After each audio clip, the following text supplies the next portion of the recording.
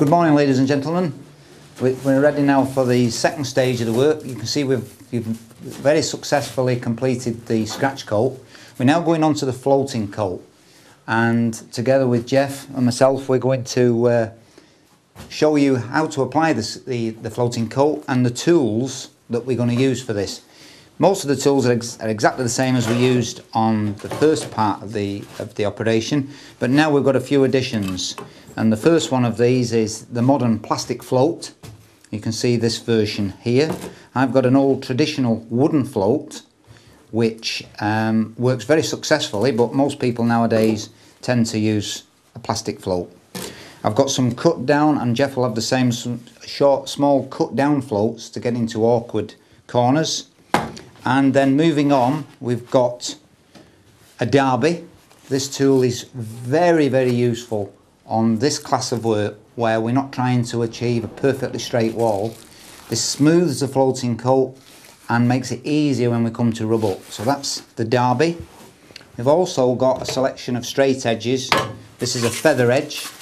As you can see, it's only a very short length, but again it will still be useful for some of the very small areas of wall we've got here that are where we've got working into the corners over there, which we're pretty okay on this side, but that side this would come in useful.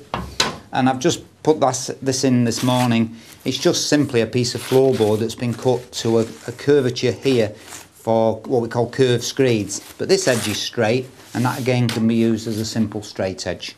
So you're welcome to use any of those. And now if I can pass you over to my colleague Jeff. Thanks, Malcolm. Yes, just to talk about the floating coat, the process, because we're not in first class work conditions, we're in vernacular buildings, stone walls all over the place. But I want to talk about, well again, the tools and the rules. Now this is not like in cricket or football or boxing, they are rules and we call them rules. A derby is a rule. But what I've done, I've got some handouts for you. Now this is from Sawyer's Plastering, 1951. Don Head have just republished it at the beginning of last year. But this sheet just explains, for this coat, the floating coat, what floating rules are. And feather edges and derbies, but there's one for each of you. But the reason I wanted them in that order, because there is your floating rule, there is your feather edge, and there is your derby. We haven't got a plumb rule, or a parallel rule, or a gauge rule, or a box rule. These are all different rules for different processes, but they are the three main rules. Your feather edge, your floating rule, and your derby. Not everybody uses a derby, not everybody uses a feather edge. Some prefer a derby, some prefer a feather edge. The correct tools are the straight edge, which is the floating rule, and the feather edge for cutting out corners. That's all it's for. But your floating rule, now that is a midget.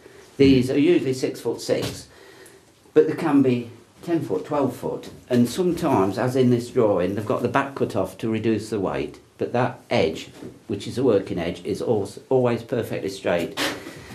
Be wary of aluminium. Sorry, ladder. Aluminium tends to slide over sand and lime, where you'll see with that derby, it's wood, and it sticks, and it works the material.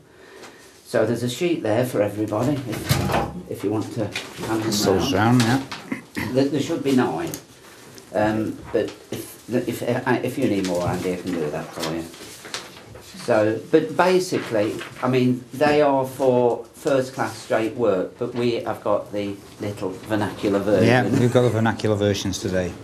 So it's just to give you an introduction on the limits you can go to for first class work. But back to the hand tools, and don't forget, rules, they are a tool. I mean, they can be classed as equipment, plant, but they are tools, and they should be treated with the respect of a tool. A hand tool, like these. Polyurethane floats.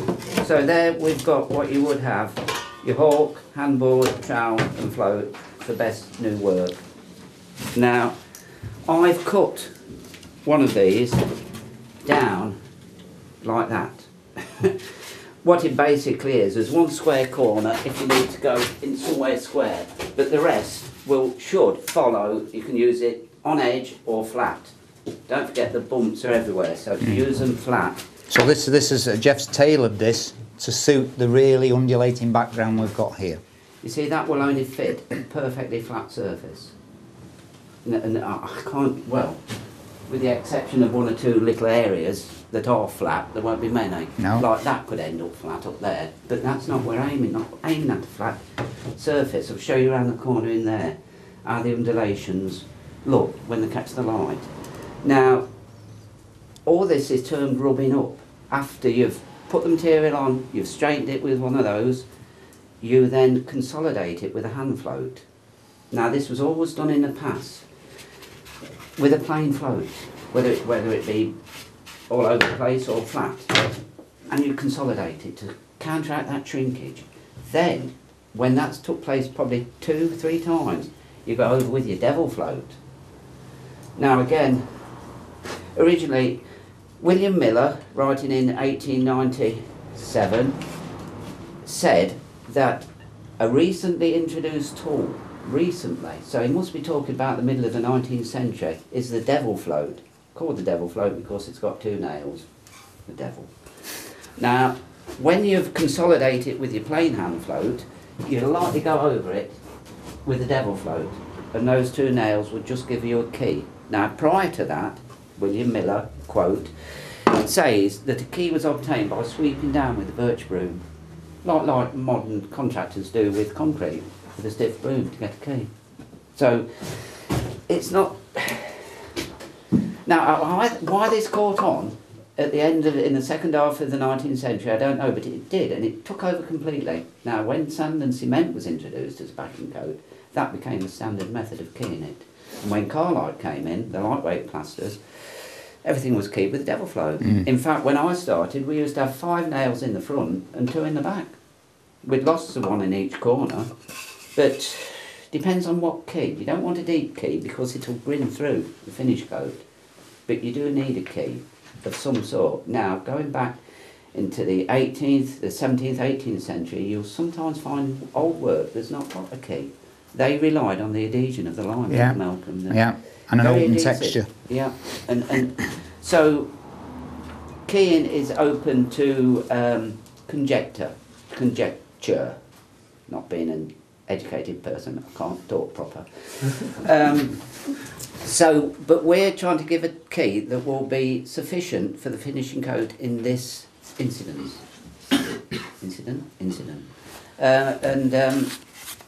It might differ on another building with what we do, so don't take this as gospel, but we're doing it to suit this particular job.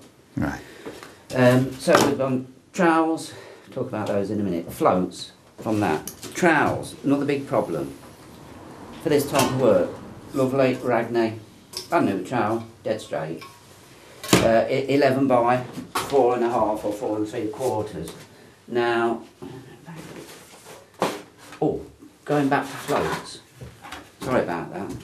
There's a little plastic float, it's not mine, it's Tony Mannion's, he gave it to me. Now that could be useful in a job like this. What I have found very useful in the past, and I couldn't find one of my worn ones, a Marshalltown sponge float, and this is number 38, 39 being coarser. Now that, for work like this, is very, very useful, because you can use it like a trowel and close in the bumps without doing this. So if you've not got a big thickness, just run over it like that and then key it. They're good. How do you use these, Malcolm? They're ever so good. I will make one concession to the modern world and Marshalltown. They have come up with a brilliant tool there for traditional materials. So, more floats. Set those out now. Now, trowels.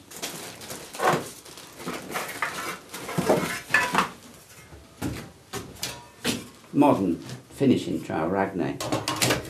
Tyzac floating trowel. They do call it a cementing trowel, but its correct term is a floating trowel. It's got a stiffer blade than a finishing trowel. Different gauge material. Now this one, I've had this quite a few years, and it's gone, unfortunately, out of shape, because the material's gone under there. But it's brilliant for this sort of work, because it's not flat. So, where that will leave it too flat, this won't. Do the opposite. you've got a bumpy wall. And I love these. Said last time, didn't I? Oh, the back hung. Yeah. Yeah, they are strong. You know, that is quite a sensitive edge. You could ruin it. But this, you can crash and bang and, well, said about anybody. Hoodies, you know. Ooh. So that is a very old worn Tyzac floating trowel, but it's brilliant for work like this.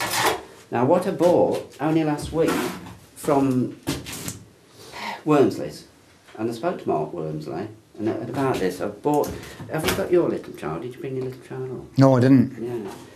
Well, this only arrived Right, Friday. that's just exactly the same pattern. Yeah. But this is out of their catalogue, which I saw when I was here before. You sent it for it, Mike, didn't you, the Wormsley catalogue? Yeah. Ah, that's the same firm that made that giant gauger. Of course it is. Call me. Yeah, because if you look on this, made in Italy. Yeah. So, now this trowel in the catalogue, they do 3 sizes, this being the smallest, 8 by 3. They do a 9 inch by 4 inch and an 11 inch by 4.5. And when I looked in the catalogue, it's all in imperial. No metric nonsense. So, look, 8 by 3. What it's advertised as, a trowel for stucco veneziana, Venetian stucco, which is this imitation marble effect. But I thought, crikey, that's ideal for this, because it's got no sharp corners, it's small, so again it will fit awkward little bumps. I mean, what do you think, Malcolm? It's very nice, though, isn't it? I like the plenty of room for your knuckles as well. Well, a good job you mentioned that, because look at the Ragni one, again, Ragni Italian, but look, my knuckles won't go over there, but the Tyzac to go right to the back of my hand, so I can. I can't chop my hand off because it's full of steel. I'm only joking. But I did break my wrist on there when I fell from the scaffold, but it's coming back. But that's what I was told when I started. You must be able to do that with a trowel. Not. Yeah. Oh, yeah. With very sore knuckles. Yeah. And this little one, look, that stops there. That won't go back on my wrist at all. But it's in that flexibility bit. But when I saw that, I thought, well, that's ideal for this job downstairs where we've got all the bumps. I mean, luckily up here, it's dead flat. But yeah, so it's here for anybody to use if they want to have a go with it. On this type of work, there's no reason why some of these areas couldn't have been just done in 2 coats, a backing coat and finish coat. I mean, we've coated it all up, but there's certain areas where sometimes you need 3, sometimes you need 2. So if we're running through it again, it means that our floating coat is exactly as the first coat, just the same. It's as if we're carrying on. Okay. Yeah, and the mixing, of course then you can describe the mixing process with the 2.5, oh no, it's 2 and 1, isn't it? And was we put in 4 buckets of sand and 2 and 4 1? 2. Yeah, 2 and 4. Right, we'll keep it the same. Yeah, right. Right, so we're ready to go yeah. to the mixing area.